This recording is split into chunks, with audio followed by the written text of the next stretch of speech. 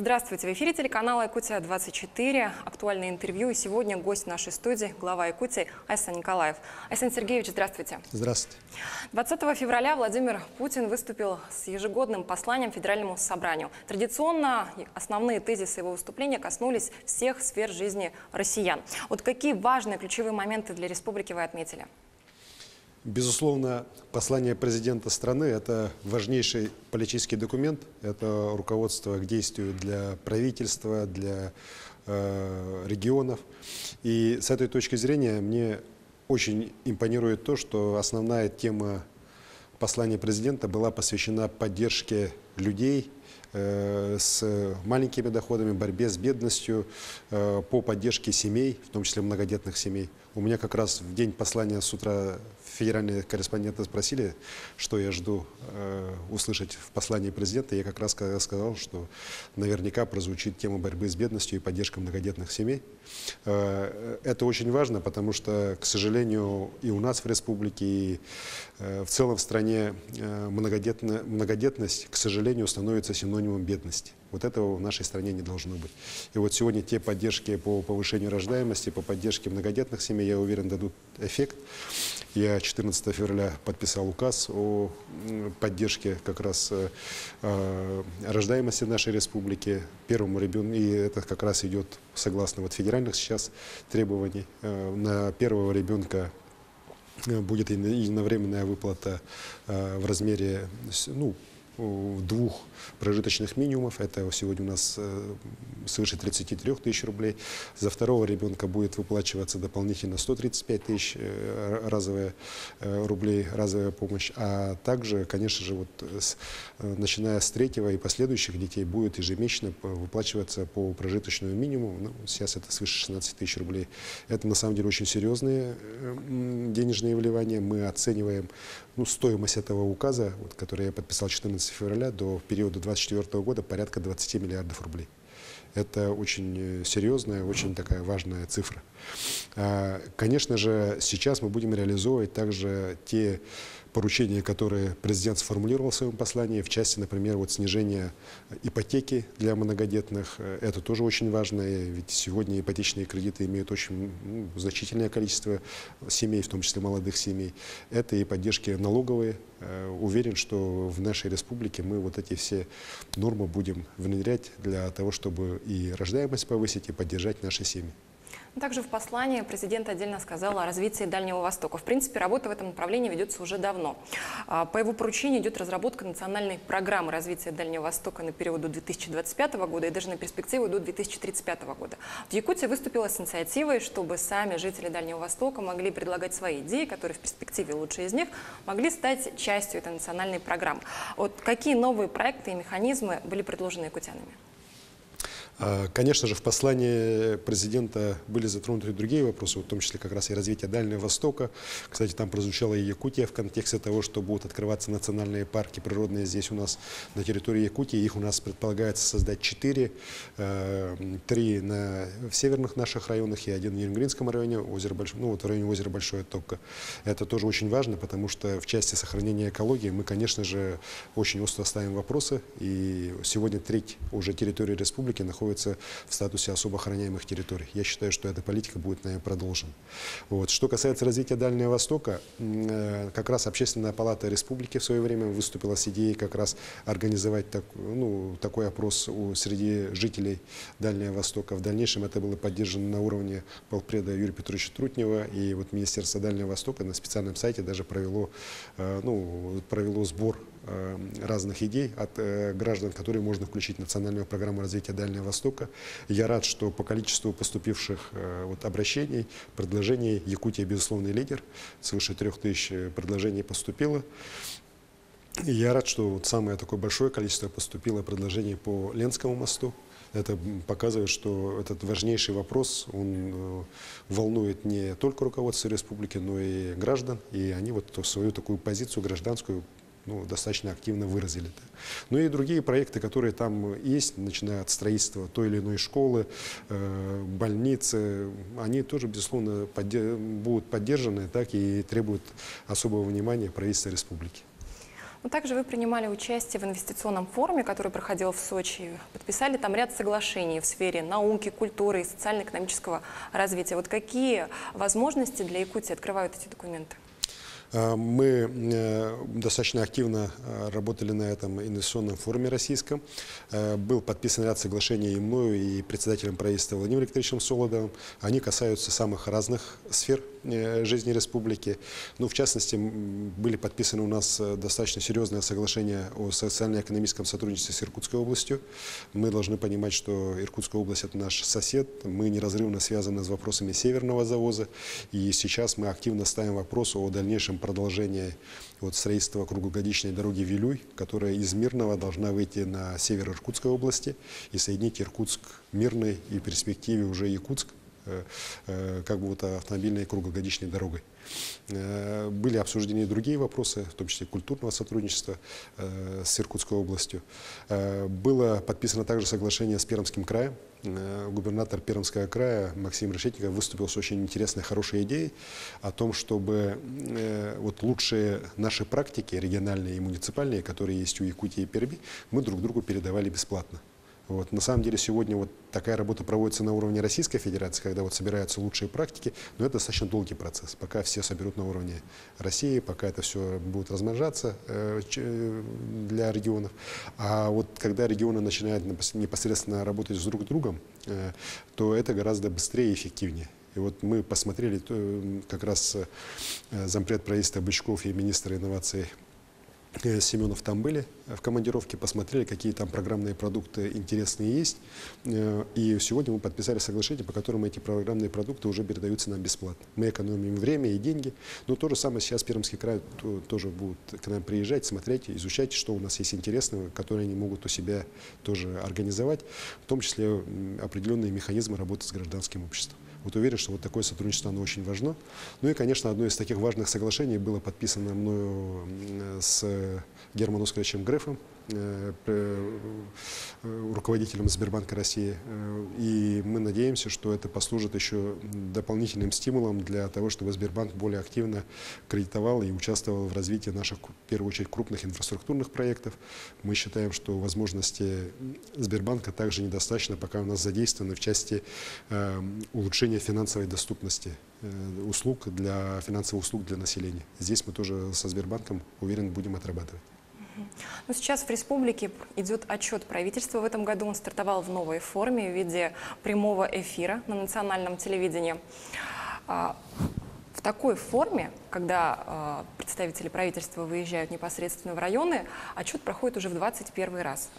Будет ли что-то меняться в будущем или все-таки такая традиция сохранится?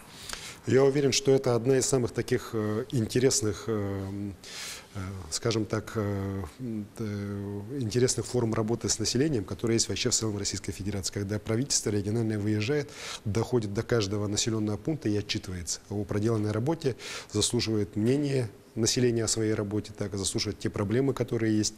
И, конечно же, такая форма должна оставаться и дальше. Конечно, определенные изменения должны быть, новации должны быть. И в этом году то, что перед началом уже выездов в наши районы правительство отчиталось в режиме прямого эфира по телевидению, я считаю, что это очень правильно. И судя по откликам, которые в том числе я получаю, населению это понравилось. Уверен, что такая форма, она проживется. Ну и в дальнейшем будем тоже смотреть, какие формы еще можно сделать для того, чтобы как можно больше людей участвовало в обсуждении отчета правительства перед населением. Сейчас какие вопросы больше всего волнуют якутян? Вы знаете, вопросов самых разных много. И, конечно, они отличаются друг от друга в зависимости от района. Например, в промышленных районах, в южных наших, как ни странно, самый главный вопрос – это вопрос здравоохранения. Я сам несколько раз уже был в Нерюнгри, вижу, что это на самом деле, это проблема, которую мы обязательно должны решить, потому что, к сожалению, уровень здравоохранения Нерюнгри никак не отвечает статусу второго города нашей республики и наших южных ворот. В сельской местности многих интересуют вопросы оптимизации Я здесь хочу сказать, что оптимизация, конечно, она необходима, она нужна в первую очередь, например, в образовании она нужна именно для повышения качества образования. Вместе с тем, там, говорить о том, что школы будут закрываться и так далее, конечно, нельзя. Что все будет работать. Другой вопрос, что мы должны наши ресурсы тратить экономно. И самое главное предназначение объектов образования наших школ – это учить наших детей, давать им качественное образование. К сожалению, во многих случаях мы отходим от этого, и качественное образование в наших школах дети не получают. Вот мы должны добиться, чтобы в результате этой оптимизации, более повышения эффективности средств, которые мы, огромных средств, на самом деле, мы сегодня свыше 40 миллиардов рублей вкладываем в образование каждый год. Вот. Мы должны добиться хорошего эффекта, именно повышения качества образования наших детей. Ну, наверное, население также волнует вопрос переселения из аварийного жилья. Сейчас у нас стартовал второй этап реализации этой программы. Вот во время своей командировки в Алдане вы как раз провели совещание по данному вопросу. Можно узнать подробнее, какие еще населенные пункты она затронет помимо Якутска и Алдана? Программа переселения людей из аварийного жилого фонда – это, безусловно, наш приоритет. Мы обязательно его должны исполнить в полной мере. Я вот сам, будучи главой города Якутска, как раз боролся с аварийным жильем. Мы за это время существования программы за счет бюджетных средств переселили около 200 домов, за счет средств небюджетных свыше 300 домов многоквартирных. Это очень большая работа была проведена, но, к сожалению, аварийного жилья и в Якутске, и в республике хватает. У нас на сегодня уже официально свыше 1 200 000 квадратных метров жилья, официально признанного таким аварийным. При этом вот под эту программу у нас сейчас попадает порядка 1 100 000 квадратных метров. Беспрецедентно большие деньги из российского бюджета выделены, 60 с лишним миллиардов только по Якутии.